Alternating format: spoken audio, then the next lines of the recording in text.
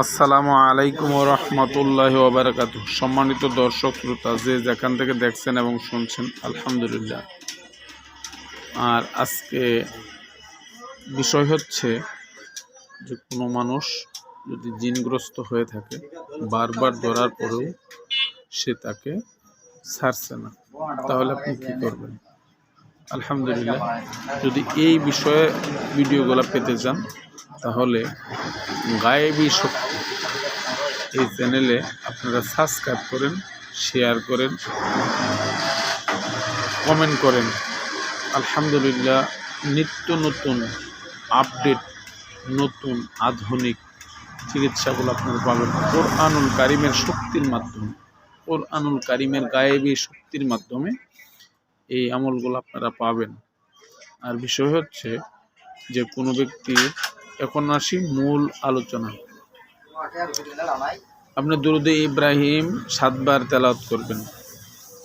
লা হাওলা ওয়ালা কুওয়াতা ইল্লা বিল্লাহিল আলিয়্যিল আযীম, এটা 501 বার তেলাওয়াত করবেন। ইয়া কহার ইয়া কহার ইয়া কহার, এটা 313 বার তেলাওয়াত করবেন। করার পর মসজিদ থেকে পানি আনার পর ওই পানির মধ্যে ফুঁক দিয়ে দিবেন। ওই পানি দিয়ে তাকে গোসল করাবেন 7টা বড়ই পাতা দিয়ে। ওই পানিটা খাওয়াবেন দিনে 3 বেলা, আর দিনে 1 বেলা গোসল করাবেন ইনশাআল্লাহ ইনশাআল্লাহ।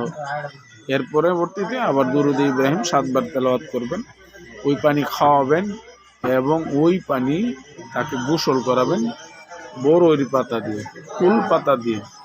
ইনশাআল্লাহ ওই ব্যক্তি, জিন্নাতগ্রস্ত ব্যক্তি, যত বড় কালি হোক বা অন্যান্য বড় দেহ হোক, যা কিছু হোক, আলহামদুলিল্লাহ আল্লাহ সুবহানাহু ওয়া তাআলার এই দোয়ার বরকতে, আল্লাহ তাআলা পবিত্র নামের বরকতে ওই ব্যক্তির শরীর থেকে, দূর থেকে, নজর থেকে ছাড়তে বাধ্য হবে ইনশাআল্লাহ।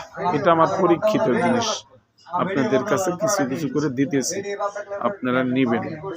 আলহামদুলিল্লাহ, আমাকে কোনো হাদিয়া টাকা দিতে হবে না, শুধুমাত্র আপনারা শিখে রাখেন। আলহামদুলিল্লাহ, তাওয়াক্কালতু আলাল্লাহ, আল্লাহর উপর ভরসা করুন। আজকে এই পর্যন্তই। আসসালামু আলাইকুম ওয়া রাহমাতুল্লাহি ওয়া বারাকাতুহু।